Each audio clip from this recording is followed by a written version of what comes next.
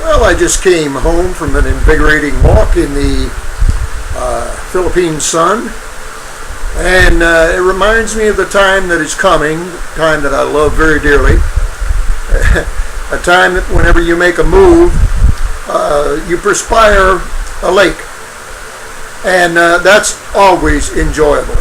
I've always loved that part of living in the Philippines.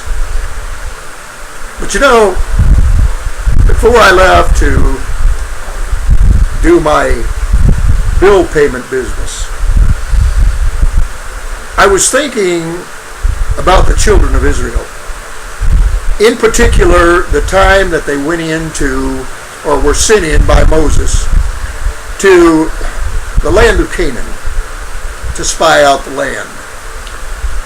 And of course, this is the first time that I'm talking about. And they went through the land, and they spied out every place there was. And they even saw the Nephilims, who were the ancestors of the angels marrying daughters of men, and there were giants in the land. But the thing that I was thinking about was that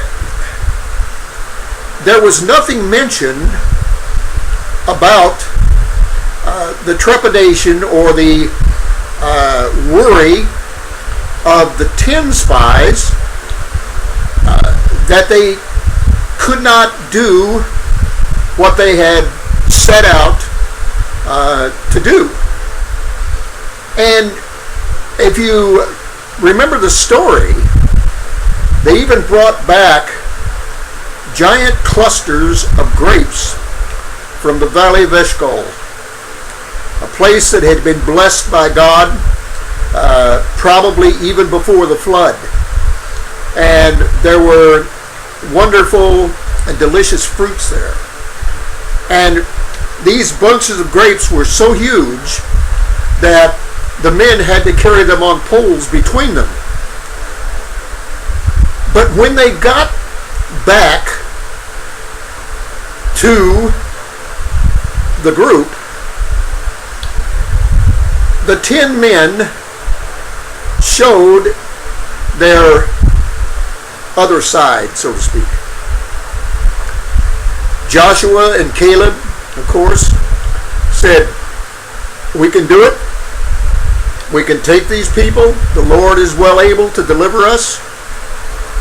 And I'm sure that Joshua and Caleb were thinking about the time, the crossing of the Red Sea, the manna in the wilderness, the quails that were sent in for the people's food, the rock being split and water coming out where there was no water. But for some reason, the other 10 men did not remember those times. And as I was thinking along those lines, the Spirit of God spoke to me in my heart and said, sin always needs company.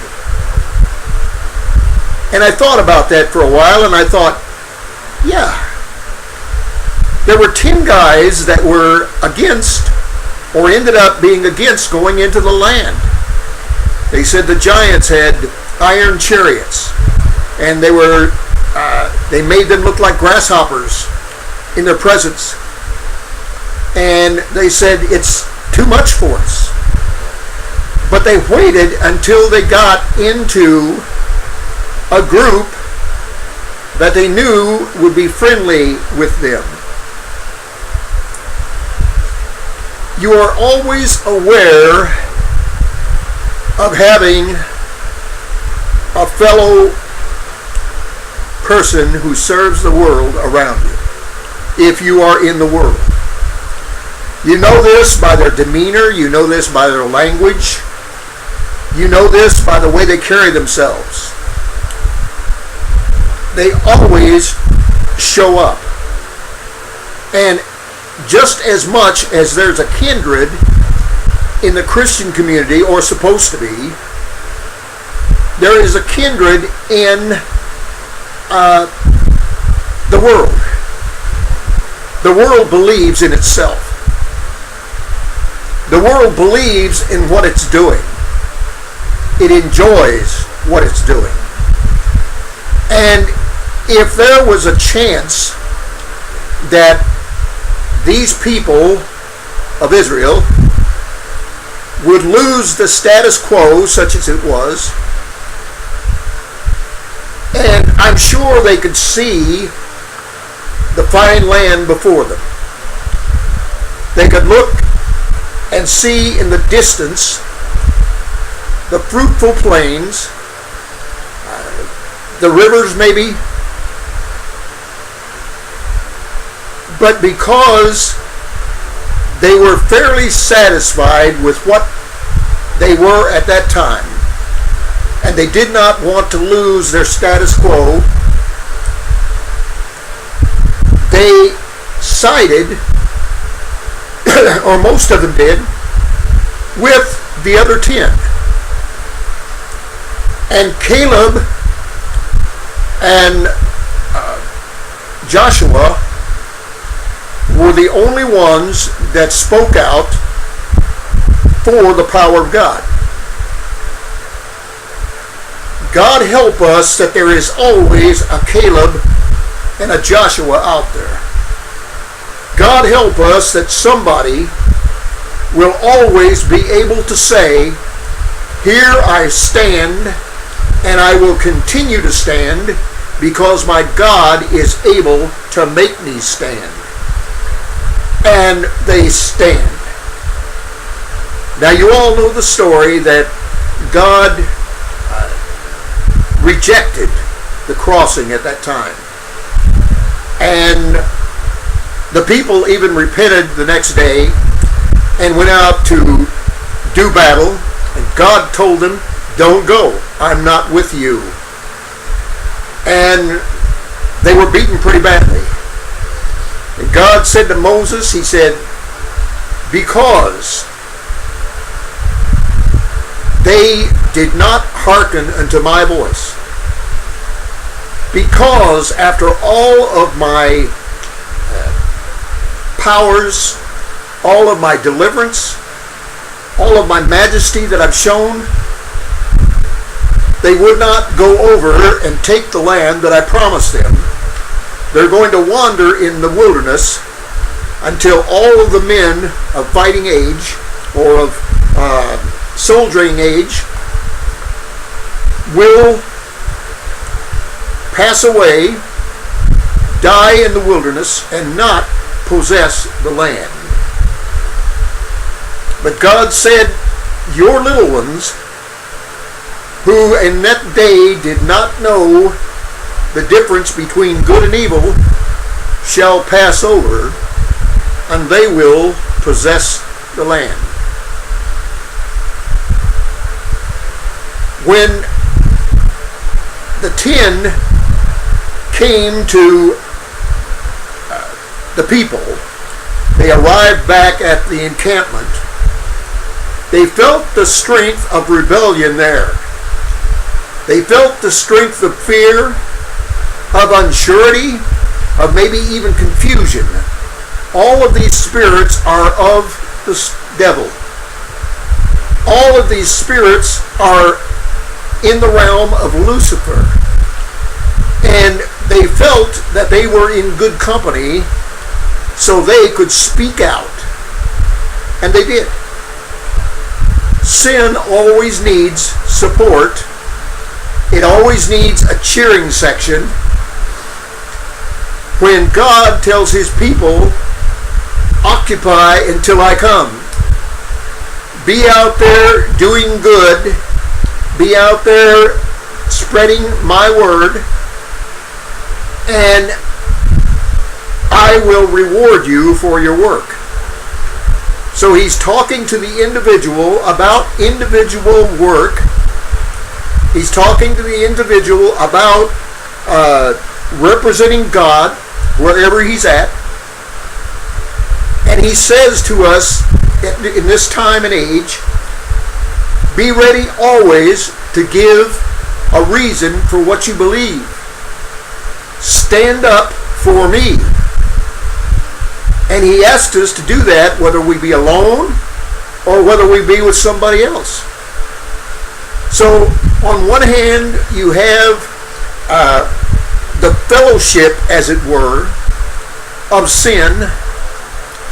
Sin needs the support of fellow transgressors. It needs to be with somebody who is possibly doing the same thing. That's why the bars are always full on the weekends. You have men who want to forget. You have men that are miserable in their lives, and they go out to have a good time with fellows who are in the same shape. But the people of God go to their knees individually or in groups, and they praise the Father for being where he is and who he is. They are not ashamed, hopefully, of the gospel. I am not ashamed of being who I am and what I am and representing whom I do. That doesn't sound grammatically correct, but I'm going to leave it that way. I am not ashamed of the gospel of Christ, for it is the power of God unto salvation. It is God's gift that unlocks the prison door that we are in with this group of agreeers. And this group of agreeers cannot really give us the support that we need because they are all lost as well. Now, I know the Council of Churches a long time ago said we will not use the word lost in any of our communiques. I've got to tell you, I disagree with that fully.